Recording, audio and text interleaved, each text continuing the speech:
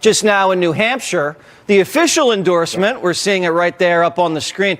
What did the former president tell you when you guys were backstage? Look, we had a great conversation. I actually prefer to talk about policy rather than politics, Jesse. And so we talked about a number of issues backstage, which I've actually championed in this race that I do think would be beneficial to the America First movement for President Trump to take on. And I think he was very amenable to many of them.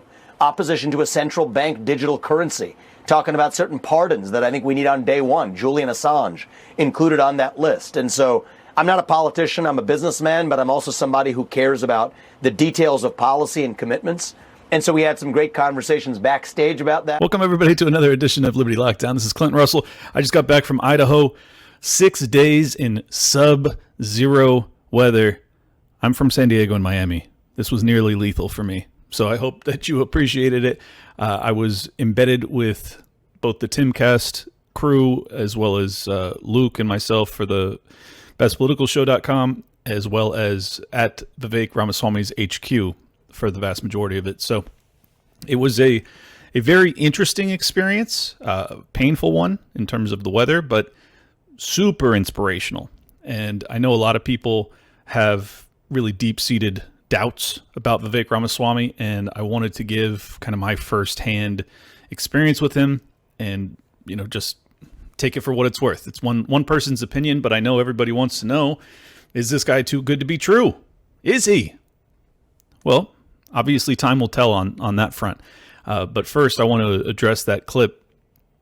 This is the Vivek I know, you know, the guy that given an opportunity to talk to Donald Trump, he would absolutely be pivoting towards, you know, their differences, their disagreements, because I think that he is interested, seeing as he dropped out as soon as he came in fourth in Iowa. He dropped out and immediately endorsed Donald Trump. I think that he's been angling and continues to angle to be somewhere in Donald Trump's cabinet. I don't know if it's vice president or AG or head of some department, just given a special task force where he can actually assist in implementing some of his policy positions. But I think that's exactly what you would want to hear from him, is that when given the first opportunity to have a face-to-face with Donald Trump, he immediately brings up Julian Assange. He brings up their differences of opinion when it comes to what to do about the FBI, when it comes to headcount, decreases, as he is popularized 75% headcount decrease across all federal agencies. That's enormous. I mean, for those that are in the libertarian community that have wondered why I'm so pro Vivek, well, that's it. I mean, that's it right there. That's an enormous step in the right direction. 75% headcount decrease would be unbelievably positive for this country. So that's the main reason. Also, his fight against DEI and ESG, amazingly important task to take on, and one that requires a level of intellect and understanding of how this was implemented in the first place for it to be unwound.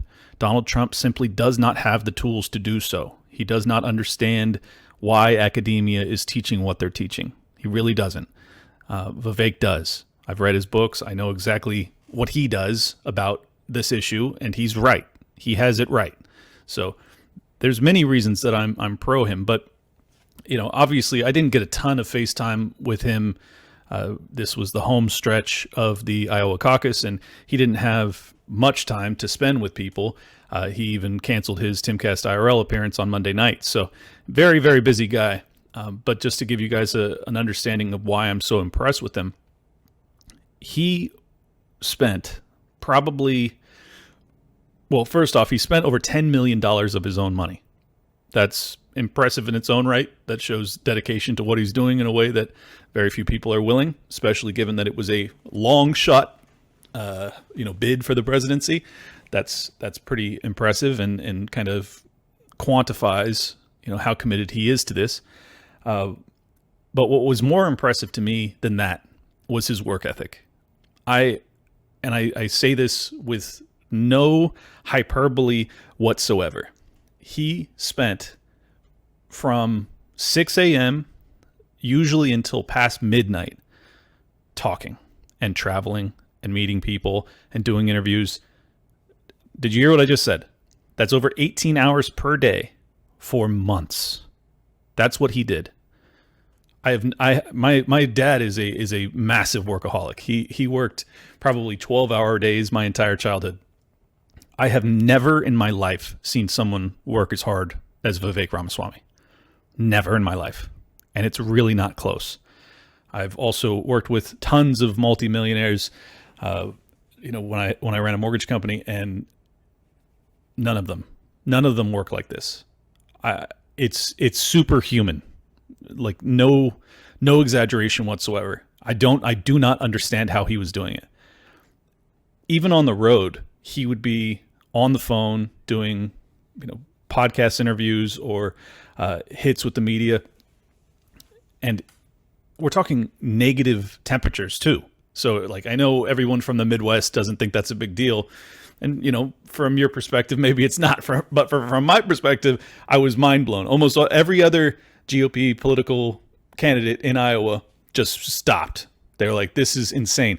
I think it was on Saturday, maybe it was Sunday. I can't remember which day, but it was so cold and the conditions were so dangerous that the state, or at least the county that they were driving through, canceled all EMT, all police services, all roadside assistance. There was no government standing. It was all shut down. So on their drive out there, they were going 3 hours each way for one of his hundreds of stops that he did in Iowa. There was absolutely no one that was going to come and save you if your car broke down. No one. And they just kept going. Driving on ice with cars littered across the road after having spun out on the ice and slamming into the snowbank. And they would just sit there. The cars would just be left there. It was like Mad Max, but Antarctica Edition. It was amazing. So this guy does this for weeks and weeks on end, and I'm talking fully unscripted, ad-libbed interviews with every single news agency or podcaster under the sun, with different voters of different political stripes, answering their questions openly and honestly all the time for 18 hours a day for months. As a professional speaker, I can't fathom it.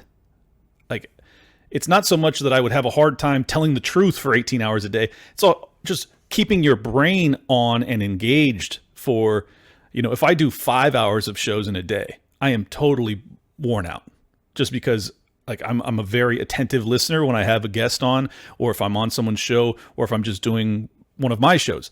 It requires a level of, deep thought and intensive listening that is taxing. It's just taxing. I know it sounds like if you're a construction worker, you're like, oh, that's not hard. That's not hard.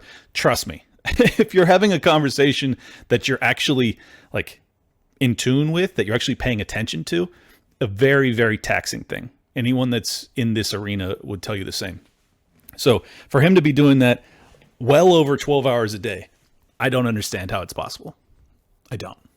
And when you look at his background, having a biology degree from Harvard, having a law degree from Yale, starting multiple companies, starting a biotech firm, starting a hedge fund, essentially, working for a hedge fund before that. He's 37, 38 years old. It's just unbelievable. And I completely understand why people are skeptical of him. I mean, as I've said many times, you should be skeptical of all politicians. Almost all of them are liars. And the vast majority of them are only interested in doing any of this for their own self-aggrandizement, their own ego, their own advancement, their own wealth, whatever. But there are exceptions. And I'm not saying definitively that Vivek is one. He is an exception in terms of work ethic. That is undeniable. Not an exception.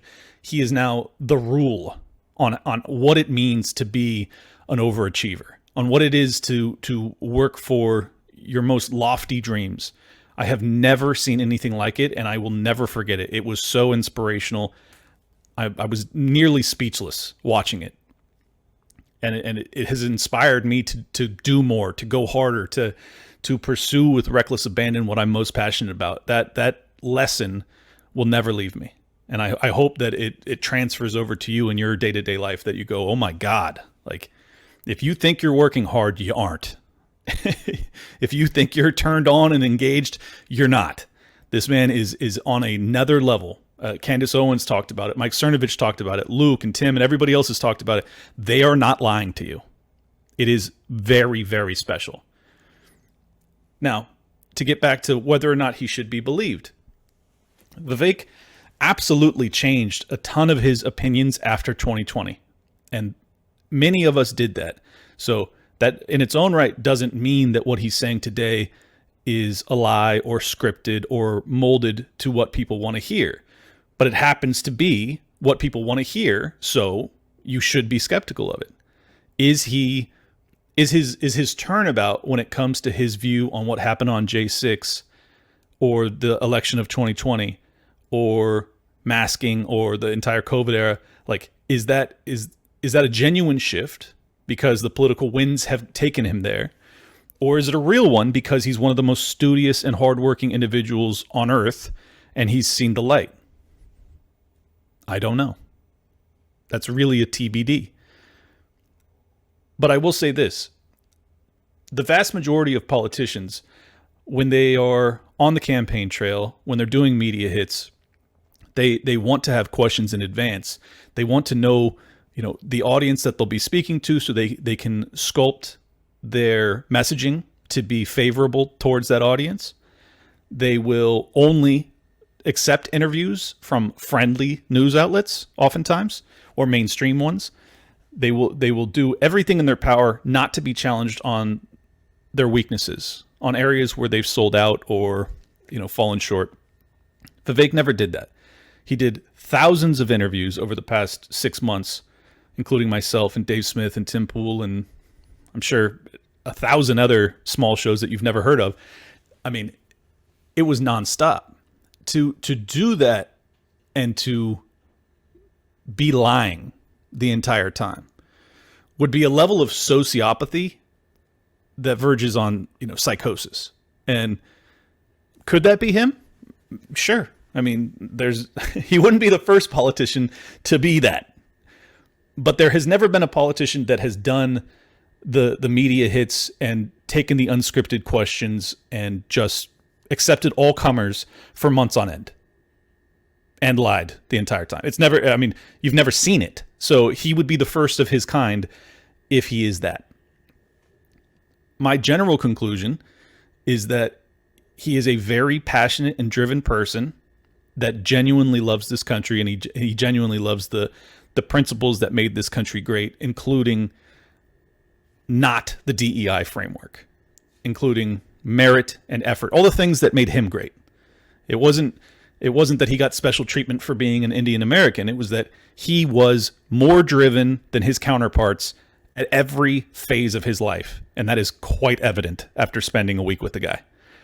I can't imagine he has ever met anyone that's smarter or harder working than he is. And I'm being totally serious. And I hold myself in fairly high regard, and I am confident that he is smarter and harder working than me. Significantly so. Just a very impressive human being.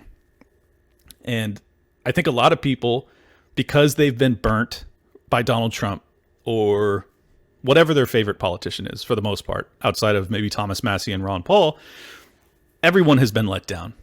A lot of if I have any Democrat listeners still, which I'm sure I have a handful, Barack Obama, when he didn't end the wars and he got a Nobel Peace Prize after drone striking American citizens overseas and, launching more drone strikes than the George W. Bush administration. You've been let down. Donald Trump administration, after spending into oblivion and not bringing all the troops home and the entire lockdown era, you feel let down. I totally get that. It's going to make you jaded. It's going to make you untrusting of any future politicians. I don't even think that's necessarily unhealthy. What I do think is unhealthy, though, is if you get to a point of believing that nothing positive can ever happen. That there can't be... it's a very similar phenomenon when it comes to Javier Milei. I have my own disagreements with him, but in terms of his rhetoric and what he's been doing in the first month of his presidency, pretty damn impressive. Really following through on a lot of his promises that seem totally outlandish and unreachable. Maybe Vivek is cut from that cloth. Maybe we are entering a new phase where the unthinkable becomes thinkable and the undoable becomes doable. It's not impossible. And I think what I've experienced, after spending that time with Vivek and then getting back online and having a lot of replies from people that are very upset with me, thinking that, I've sold out because I wanted, exposure with Vivek or something like that. It's just totally untrue. There's also, Laura Loomer and a bunch of other people accuse me of being, paid to cover him. It's just not reality, or paid to, retweet stuff and paid to have the opinion I have about him. It's just totally not true. I want to know if he's for real. That's it. I wanted to cover his campaign. Obviously, I wanted to go out and do Timcast, but I also just wanted to be able to see, firsthand, what is this? What is this phenomenon? Is he legit? Because at the end of the day, despite the fact that the odds are extremely stacked against us, we really don't have much choice in terms of pursuing peace that isn't going to require some reforming of the federal government. Like, if we're going, I'm focused on peaceful paths here. Like, that is my goal. Peace is always preferable until it's absolutely not. So I am interested in seeing what we can do to reform this system. I think the vast majority of libertarians are in that camp. Unfortunately, many of them have also given up all hope. They think that the system is irreformable, that there can be no such thing as an honorable person who decides to get involved in the government. Even though they know Thomas Massie is that guy, so they know it's possible, but they just believe that's it. There can only be one. He's the Highlander of honorable politics, and that's it. Maybe he is, but I don't think so. And I think the reason that I come at this from a more optimistic perspective is because I am one of those people. I didn't need to be doing what I'm doing. I got involved because I cared. So I see that in Vivek. And maybe I'm projecting. Maybe I'm seeing myself in him when I shouldn't. Maybe I'm thinking the best because I want to think the best of me. Maybe. I mean, I'm trying to do some, self-psychology and analysis here to make sure that I'm not lying to you guys or leading you astray, but I can only be as open and honest as possible and allow you to draw your own conclusions from there. But if we're going to reform this system, if we're going to salvage it, if we're going to hold on to these hard-fought liberties that were enshrined in the Bill of Rights, I'll grant you, it's not likely. The odds are certainly stacked against us. But I think that the odds were extraordinarily stacked against us when it came to the formation of the Bill of Rights. I mean, unthinkably stacked against them. It didn't seem even within the realm of possibility. And I think a lot of people feel that today. But I would encourage you to dismiss those notions, as rational as they may be, and embrace a kind of a psychotic optimism that we actually can prevail. That at the end of the day, most people do not want to have a government that crushes them. Could I be wrong? Sure. And you know what? Fuck most people. It's not about most people. It's about the intransigent minority. Those that are willing to do and say and believe in a way that the average person can't. Vivek is that exceptional human being. One that dreams bigger than everybody else, but doesn't just dream, works and studies and reads harder and deeper and longer than anyone else.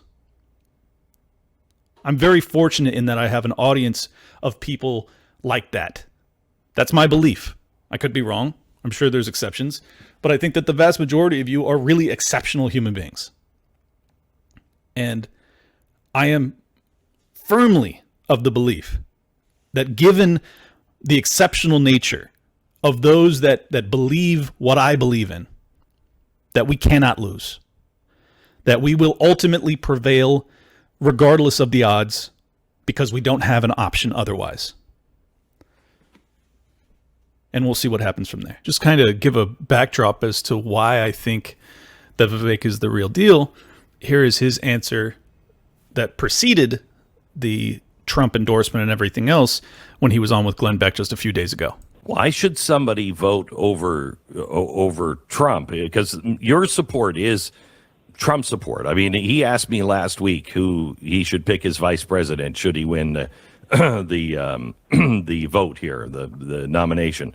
And I said, Vivek. I said, he's a lot like you. He's a fighter. He can make great cases for the American people, et cetera, et cetera. And I think he's a young up-and-comer that would make a good president at some point. Let me say a word about that one, Glenn, actually, is you know what, I haven't really given that a lot of thought until a million people asked me that. And so I actually have given it some thought. And here's the answer to that question is that would need to be a discussion with Trump where I would say, listen, I want you to make sure we're on the same page. I don't want to build a new building for the FBI.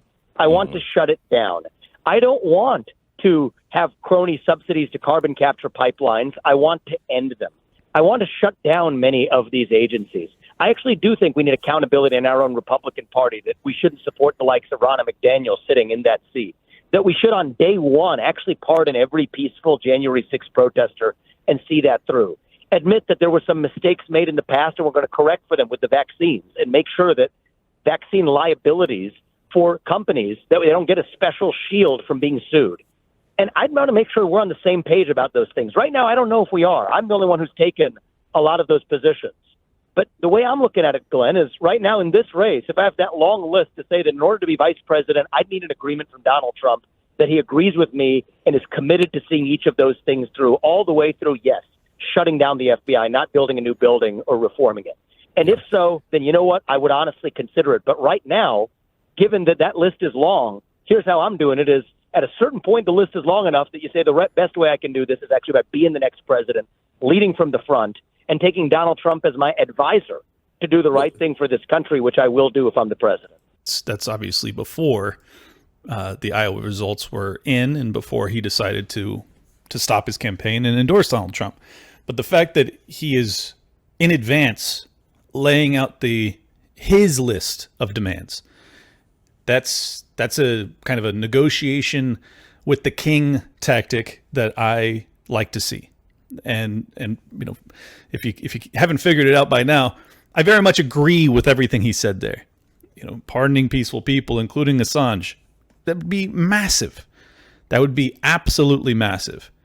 Going after the FBI, certainly not building them a new building, massive. I mean, these are like almost every critique that I have of Donald Trump, at least in terms of rhetoric, Vivek is putting as his list of demands if he is to accept the vice presidency. Now, I don't know if Trump will acquiesce. I don't know if he'll actually give him those things. But negotiation 101, you say what you want. You ask for all of it. And then you negotiate backwards from there. And if we can get half of that list, it would be more of a pushback, more of a fight against the regime than anything we've seen in my lifetime. And that's the truth. Is it everything? Does it remedy everything? No. We're facing the biggest military, the most heavily funded, biggest state in human history. It doesn't come close to fixing everything.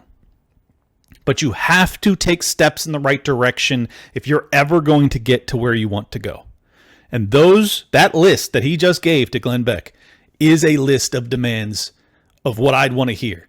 And he then did the media hit after his endorsement of Donald Trump, where they met on stage and talked, and he kind of gave him the thumbs up. And what did he say? He said, I talked policy. I talked to Donald Trump about exactly what I just told Glenn Beck. When I had the opportunity, I asked Donald Trump, can we have a meeting of the minds on our areas of disagreement? That's awesome. That's exactly what you'd want to hear. It's not just what you want to hear, but it's quite clear based off of that chronology. That's what happened. He actually did that. So we'll see. We'll see. I mean, if Donald Trump is willing to put him in a position of power within his cabinet, and if Vivek is going to follow through on that list of demands, we could see more wins than we have seen in my lifetime, and it's not close. We've seen almost no wins. So forgive me for having a little bit of hope and optimism here, but we need it. If you don't have confidence, if you don't have faith in your own abilities, you're definitely going to lose. So those that have already given up, I completely understand why. You have no reason for hope and optimism. You've already stopped fighting. I fucking haven't. I haven't even come close to stopping. I haven't even hardly started. So that's the reason that I'm in this to begin with, is that this shit matters a lot.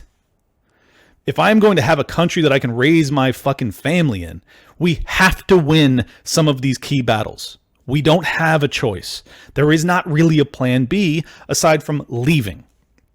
And as long as America is the ultimate empire of the world, well, leaving comes with it its own dangers. That the empire could turn its sights upon El Salvador or Argentina. You aren't safe. You can't run forever. You have to fucking draw a line at some point and say, we're going to have some wins. Peacefully. And that's where I'm at. And I think that if we can kind of set aside, I don't even want to say set aside pessimism. Being pessimistic, it has its place. But you have to believe in yourself at minimum. And from there, you can expand your circle of trust to a handful of other people that have a similar vision to you. That's how you build a team. I'm interested in building a team. I can't do this on my own. If I only had faith in myself, I am not going to ultimately see the world that I want to live in. I have to have some level of faith and optimism about a handful of other people. And as of now, Vivek has led me to believe, he has convinced me that he is worth giving a shot, that he is worth being given that opportunity to prove us right or wrong. And I think personally that he has what it takes, that he is made up of the right stuff to actually accomplish some of these tasks, some things that seemed unimaginable just a year or two ago. And Milei, having an anarcho-capitalist that gets elected as the president of one of the largest nations in Latin America, that was totally unimaginable not too long ago, and it happened. We need some wins. When you get a win, enjoy it. Take it in. Embrace it. Don't poo-poo everything and just immediately assume deep state plant, this dude's CIA, there's a lot of that. I talk about it more than probably anybody. But not everything is that. These people are not omnipotent. The people we're up against are not superheroes or supervillains for that matter, even though Klaus certainly speaks like one. They're not undefeatable. In fact, I think they are imminently defeatable. I think that they are totally outmatched when it comes to like the fiber of who we are and what we're made of. If you don't feel as if you're superior to those folks, like, really? Like, you think that they're, devil spawn, but you think that they're superior to you? Come on, man. Come on. You're better than that. Sorry, maybe I'm overly optimistic because of what I just experienced, but let me just add one other thing about Vivek's team. Bunch of just killers, just go-getters in their 20s, brilliant, unbelievably hardworking, kind, optimistic, beautiful human beings. So inspirational to be around them. And just like it was like a beehive, just watching everyone just go. Like, and it really wasn't like a top-down dictatorship by any stretch. It was like everyone kind of had their own say. They had autonomy. They were able to make their own decisions. It's exactly what you would want to see in kind of like an anarcho-capitalist commune almost. Just shared goal, shared vision. How do we get there? We're not sure. We're gonna use everybody's best skill sets to try and get us there. Go. Fucking go. And I was like, yeah, let's fucking go. So yeah, I'm fucking pumped. I'm optimistic. I feel really, really good about what might come from not just Vivek, but his entire team, the entire movement, the entire inspirational kind of spiral that it's creating amongst the Americans, just the people that believe in liberty. Same with Milei. Now let's get into Milei. Let's see what he had to say to the WEF. A lot of people were blackpilled on Milei. They said, WEF affiliated plant, blah, blah, blah. Let's see what he had to say to the WEF today, huh? Today, I'm here to tell you that the Western world is in danger. And it is endangered because those who are supposed to have to defend the values of the West are co-opted by a vision of the world that inexorably leads to socialism and thereby to poverty. Unfortunately, in recent decades, motivated by some well-meaning individuals willing to help others, and others motivated by the wish to belong to a privileged caste, the main leaders of the Western world have abandoned the model of freedom for different versions of what we call collectivism. We're here to tell you that collectivist experiments are never the solution to the problems that afflict the citizens of the world. Rather, they are the root cause. Do believe me, no one better placed than us, Argentines, to testify to these 2 points. Free trade capitalism as an economic system is the only instrument we have to end hunger, poverty, and extreme poverty across our planet. The empirical evidence is unquestionable. Therefore, since there is no doubt that free enterprise capitalism is superior in productive terms, the left-wing doxa has attacked capitalism, alleging matters of morality, saying, that's what the detractors claim, that it's unjust. They say that capitalism is evil because it's individualistic, and that collectivism is good because it's altruistic. Of course, with the money of others. So they therefore advocate for social justice. But this concept, which in the developed world became fashionable in recent times, in my country has been a constant in political discourse for over 80 years. The problem is that social justice is not just, and it doesn't contribute either to the general well-being. Quite on the contrary, it's an intrinsically unfair idea because it's violent. It's unjust because the state is financed through tax. And taxes are collected coercively. First of these new battles was the ridiculous and unnatural fight between man and woman. Libertarianism already provides for equality of these sexes. The cornerstone of our creed says that all humans are created equal, that we all have the same unalienable rights granted by the Creator, including life, freedom, and ownership. And we are here to warn you about what can happen if the countries in the Western world that became rich through the model of freedom stay on this path of servitude. The case of Argentina is an empirical demonstration that no matter how rich you may be or how much you may have in terms of natural resources or how skilled your population may be or educated or how many bars of gold you may have in the central bank, if measures are adopted that hinder the free functioning of markets, free competition, free price systems, if you hinder trade, if you attack private property, the only possible fate is poverty. In concluding, I would like to leave a message for all business people here and for those who are not here in person but are following from around the world. Do not be intimidated either by the political class or by parasites who live off the state. Do not surrender to a political class that only wants to stay in power and retain its privileges. You are social benefactors. You're heroes. You're the creators of the most extraordinary period of prosperity we've ever seen. Let no one tell you that your ambition is immoral. If you make money, it's because you offer a better product at a better price, thereby contributing to general well-being. Do not surrender to the advance of the state. The state is not the solution. The state is the problem itself. You are the true protagonists of this story. And rest assured that as from today, Argentina is your staunch, unconditional ally. Thank you very much, and long live freedom. Damn it. Put it in my veins! Ah! God bless Javier Milei, man. Going into the lion's den and telling them the state is the problem. These people are in fucking Davos every year talking about how the state is the answer to everything. And he walks in there and he says, the state is the problem.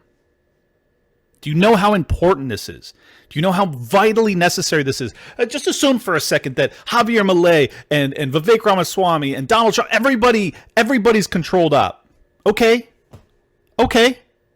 What about the fire that they're igniting with this rhetoric? What about the people that are listening and internalizing this and going and picking up Rothbard or Mises and starting to deep dive these rabbit holes and figuring out that the central bank is actually what's destroying their way of life? How do you put that flame out once it's ignited? It ain't easy. What if you do it on scale? What if you have 1 billion people all over the world that read it, that internalize it, that become as passionate and as psychotically optimistic as I am? How do you stop them then? You don't. You get out of their fucking way. And you hope that they're kind enough to forgive you. This is why I'm pumped. Okay? Maybe Milei fails in Argentina. Maybe Vivek gets no opportunities in the Trump administration. Maybe Vivek is proven to be a fraud ultimately. None of it is actually relevant to what I'm talking about. I'm talking about igniting a flame that cannot be extinguished. That's what they're doing. And they're doing it to the faces of the people that are responsible for the downfall of civilization, as they use flowery rhetoric as they try to explain how they are superior to all of us, how the technocrats ought to have control, how they have a moral clarity as to their own superiority, that they have complete certitude that if given infinite power over every man, woman, and child's life all over the world, that if only that would happen, if only we would stop thinking for ourselves and expecting to be able to do things of our own volition, that then all of our problems would be alleviated. They're wrong. They're evilly wrong. And we have people now that can go into these events and say so. With passion, with facts, with statistics, with the history to prove it out. That's fucking incredible. I am so inspired. If you're not, check your pulse. What the fuck? I mean, what the fuck? This is amazing. This is amazing. What an unbelievable time to be alive. We have an anarcho-capitalist that's the president of a goddamn nation with 50 fucking million people in it. What are we talking about? There's no hope? You have no hope. A totally unthinkable thing just happened, and you are hopeless. Well, then give up already. Pack it in. But you know what? For those that haven't given up, stop dragging us down. Allow the people that are passionate to get the fuck after it. If for no other reason than your own potential well-being. You don't know what I might go out and accomplish. You don't know what Vivek might go out and do, or Milei, or even Trump in his second term. Who knows? Maybe the dude has actually learned something. Maybe. I'm not saying it's likely. Odds are probably against it, but maybe. Have a little fucking hope. There's miraculous things happening all around us, from Bitcoin to decentralized communication to encryption to to people finally embracing libertarianism and sound money, to people being sick of the endless wars, to people actually realizing that $34 trillion of debt is not sustainable, to actually thinking about these things on a high level, not superficial, to be able to say so with passion and studiousness, to actually understand what the fuck you're talking about. There are more of us right now on Earth than ever. I am not hopeless. I will not give up. Sorry to get so jacked, but I'm fucking serious about this shit. I want a goddamn planet that my fucking kids can be safe in. Do you? Have you given up so much that you have just written off the future of your progeny, that you don't care what happens to them? Because if that's who you are, then you need to look in a fucking mirror. You need to get back in this game. It's not over. We're not even close to the end. Is it dire? Are the odds stacked against it? All of that. Yes. Yes. Is it over? Has the shot clock expired? Is the fourth quarter, are we down by 3 touchdowns with 30 seconds? No, the fuck we're not. No, the fuck we are not. We have time-tested, beautiful ideas to counter these utterly shitty ideas that are being pushed on us by some of the least impressive, most worthless human beings that have ever walked the face of the planet. And you think we can't win in light of that? What the fuck? I'm sorry. No. I'm not going to lose to these people. You're going to lose to these people? Are you fucking kidding me? It's ridiculous. Elizabeth Warren. She's going to ruin cryptocurrency? She's going to destroy Bitcoin? No, the fuck she's not. They're not going to fucking win, okay? So just put it in your fucking brain. Grab a chip. Put it in your brain. We're winning today. And the next day, and the next week, and the next month, and the next year. We're going to fucking win over and over and over again. Will we have setbacks? Yes. It's inevitable that we will. But at the end of the day, liberty will win out. The spirit of humanity will not be extinguished as long as people like you and I are breathing. Are you breathing? Yeah, me too. We're breathing. Have some fucking hope. Thank you guys so much for tuning in. Clint Russell, Liberty Lockdown. If you guys want to pick up any new Tower Gang merch, toplobster.com. He's my homeboy. He produces new Liberty Lockdown shirts and shit like that. There will be a link in the description if you want to grab some of the new gear. It's all super high quality and not crazy overpriced. Inflation hits all of us. What can I say? Most importantly, I wanted to remind you guys that I will be in Jacksonville, Florida this weekend, the 20th of January, and then I will be in Georgia the 27th with Tower Gang. These are both Libertarian State Conventions, so instead of giving you the links, if you're interested, just Google Libertarian Party State Convention Florida or Libertarian Party State Convention Georgia, and you will find the event, and make sure that you guys come out and say hi. Despite the fact that I yelled at you for 80% of this episode, I'm really actually nice. When you see me, I'll give you a big hug. We'll do a little dance together, whatever you want to do. But yeah. And most importantly, if you want to support my work, X at Liberty Lock Pod, subscribe over there. I will follow you back. That's an easy way. Or if you're not an X user, easiest way is libertylockdown.locals.com. If you care about this message and you have a 9-to-5 and you're just like, I don't have any ability to actually get this message out to more people. Well, 1, you can share it, or 2, you can actually support the people that are doing that work. For whatever stupid fucking reason, I've dedicated my life to this, okay? Like, my life is totally committed to this, to spreading the message of freedom to anybody that wants to hear it. And if you appreciate that I'm doing that, the easiest way to do so, libertylockdown.locals.com. Sign up to become a supporting member and fund me as I travel all over the world getting paid dog shit to scream about how we should be free. It's a pretty fun thing to do, but it's not very lucrative. So libertylockdown.locals.com.